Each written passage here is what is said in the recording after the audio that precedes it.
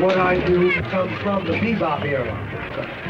Our first tune is a Charlie Parker tune, Billy's Bounce. I hope you dig it.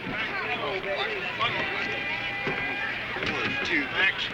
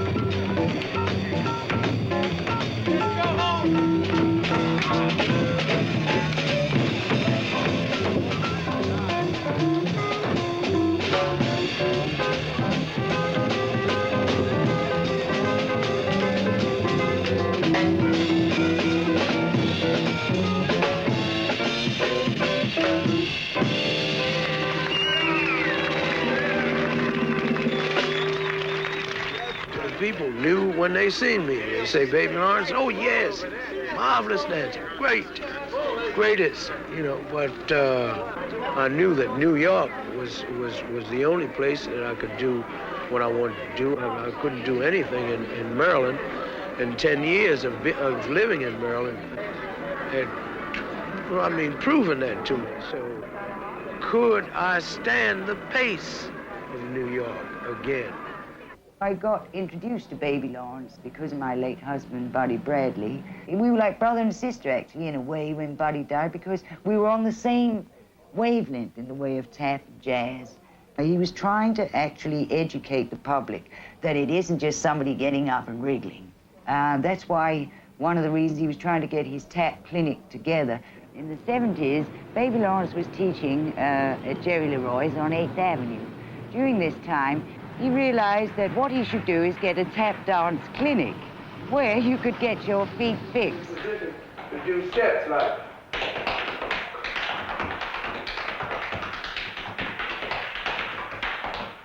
See, you got the right syncopation.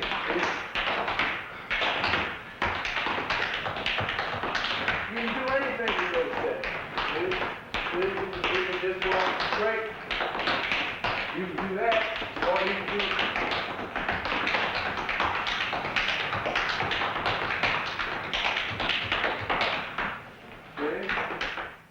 thing that we have in this country as far as the art forms are concerned that we can really claim to be our own is jazz or whatever is pertaining to jazz, like tap dancing.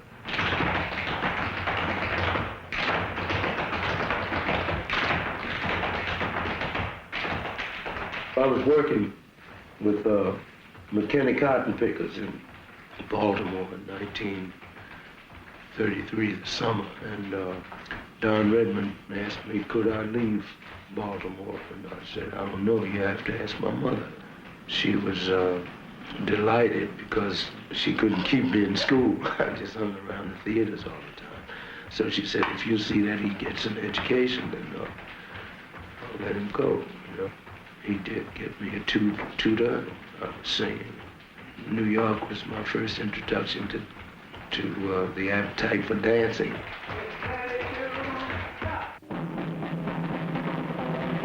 When I started to dancing, I was singing with Art Tatum in a place called the Onyx Club, and I'm just a kid, 13 years old, 34, and I was sitting there listening. And the things that Art Tatum was doing with his hands.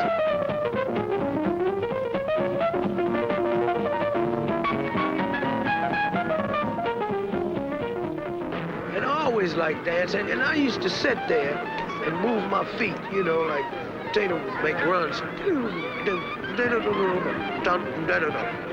You know, and these things I was listening to and trying to see if I could move my feet.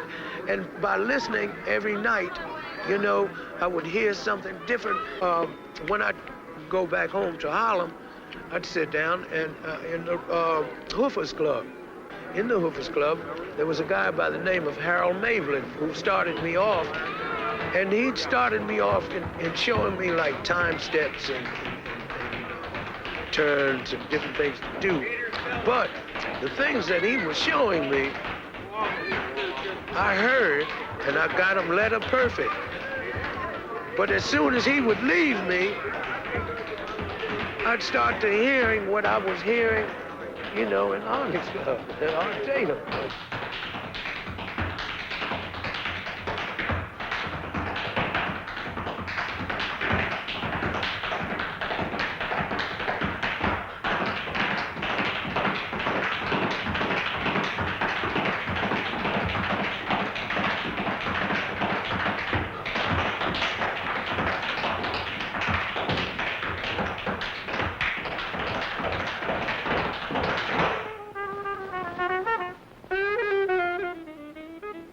Well, I can tell you what I experienced. Charlie Parker was a teacher. He taught, unconsciously he taught the jazz greats like Coleman Hawkins and Roy Eldridge, and I think they had gone as far as they could go.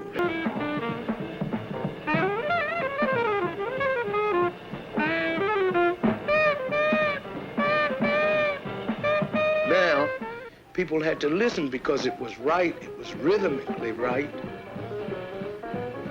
it was lyrically right. So now they had to go back and start listening all over again. Also, Art Tatum at the time, understand, he was alive, and Tatum had been doing these same things with the piano, but he was so fast until a lot of things just shot, you know, just shoot past you like you know, you can see things coming and you know what they are when they're coming, but they just shoot past you, you know. And Tatum was so heavy until nobody even, you know, unless they were piano players, even was involved with what Tatum was doing. Until Charlie Parker, and then people started to going back and listening to Tatum, you know.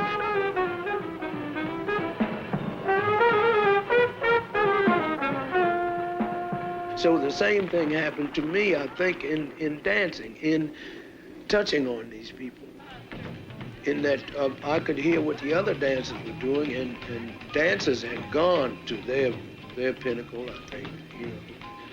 And I started breaking down bars and changing rhythms and 2, 3 bars, 1 bar, changing rhythms. In 16 bars, I would do 32 rhythms maybe, and possibly more, you know, and this is what it's about.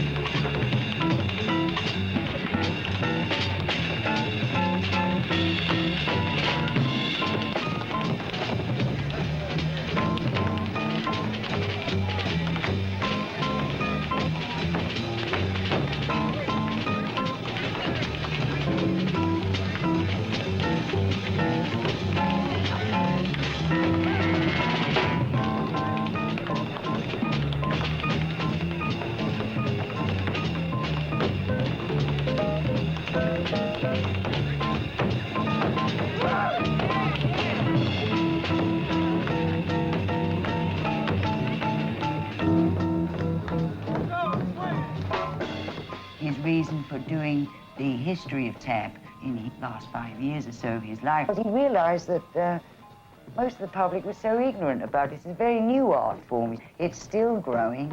There's still much to be done. It's a great dance art form. It's very musical. It requires special people just like any other art form.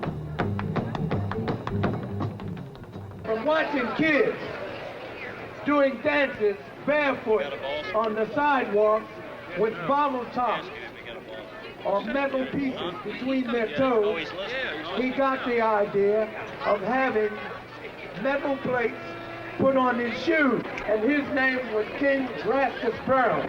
And the first time step looks and sounds like this.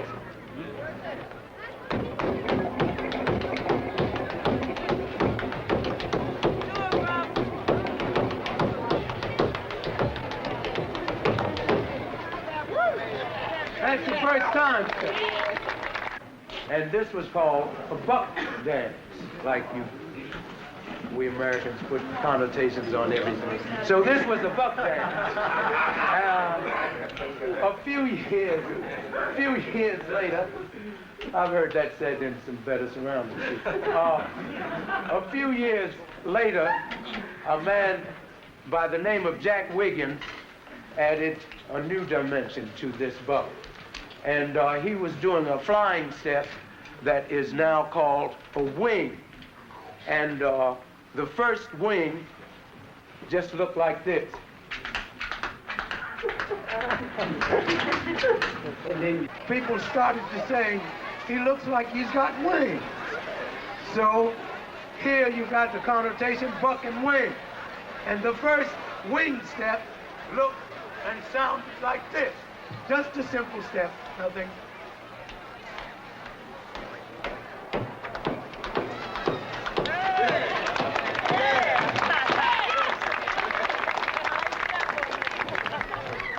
So now we had the buck and wing, right? The over the top went like this.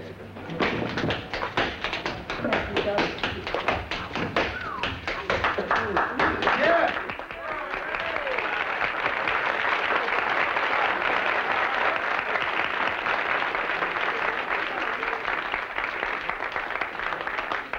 And the trenches usually followed up the over the top, and they went like this.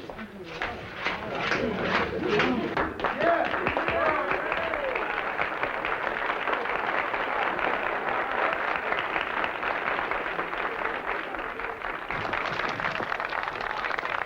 In Bill Robinson's time, there was a man by the name of Eddie Rector that brought along a step called a Bambolina. And the Bambolina sounded and looked like this.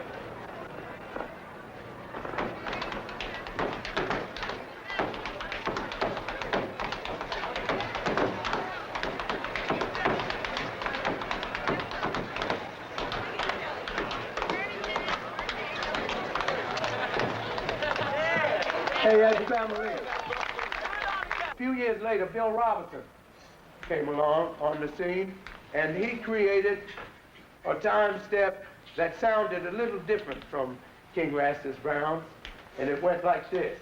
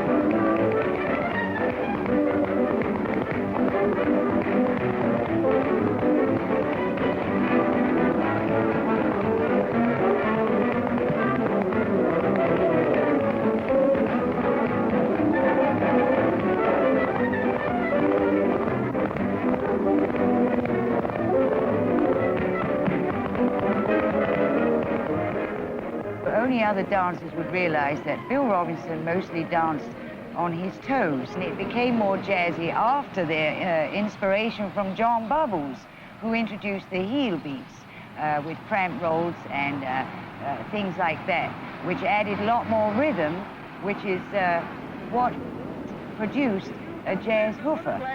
While I go into this dance and tip a tap for you.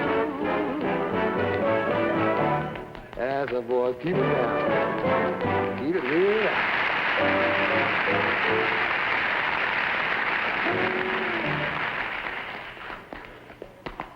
I had the orchestra cut out right here. I wanted y'all to hear what I'm gonna do. It ain't much, but ain't no use letting it go to waste. I stayed up all night to get this first step together. I didn't make it, but I'm gonna try it anyhow.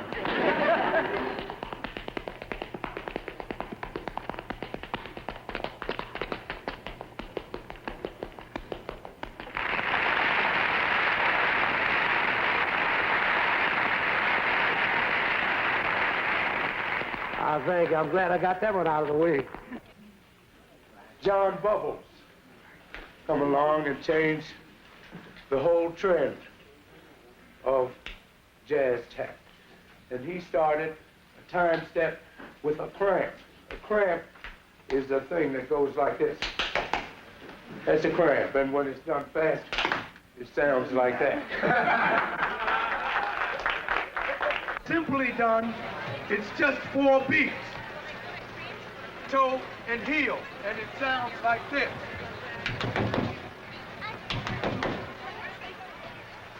Now, that's the beginning of the cramp roll, but when it's done in action, it sounds like this.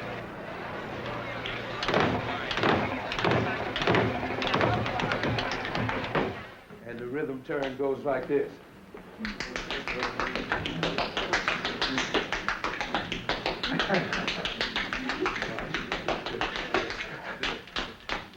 That was fun.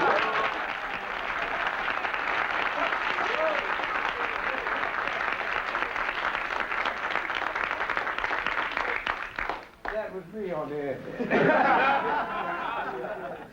I could help that.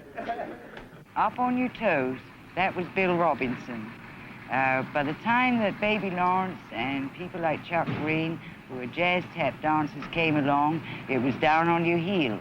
And that's the reason that Baby Lawrence called himself a jazz tap percussionist, because very often Baby would exchange rhythms with great jazz drummers like Max Roach, Sonny Payne, all of them. So what takes place after the first 2 stanzas, the drummer and I do some 4-bar and 8-bar breaks against one another's sound.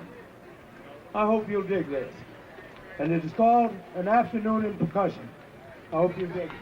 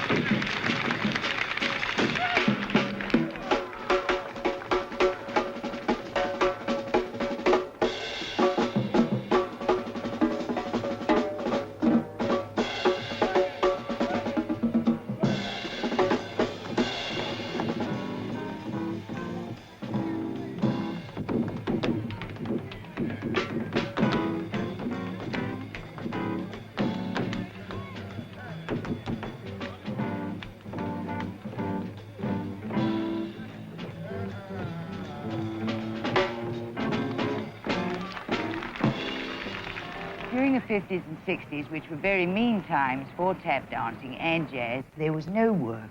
Tap dancing was like a dirty word or something. Bill Robinson died in 1949. That was the beginning of the decline of the tap dance era. And people had to find work. And a lot of guys just became 9-to-5ers and gave it up, you know, with the exception of a few cats like Bunny Briggs and myself. We chose to stick to it. Baby Laurence managed to survive, and thank goodness he was working with all the great stars, Red Fox, Flip Wilson, Monterey Jazz Festival, New York Jazz Festival, all of them.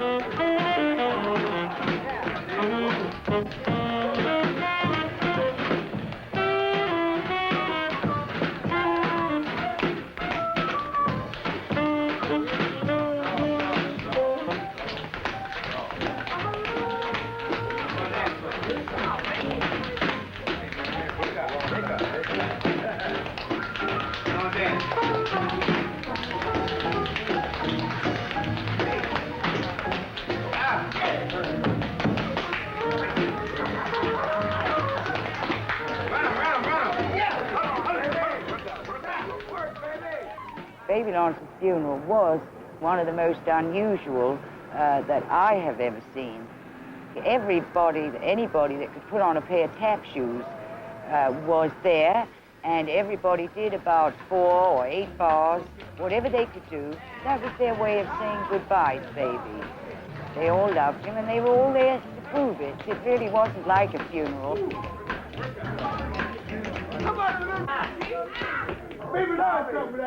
Surely, tap dancing is one of the glories of American culture. And Baby Laurence was one of the great dancers, not only for what he contributed technically to that complex idiom, but also because he was a great dancer. And it is surely our loss that during his life, his work was not better known and better loved by us all.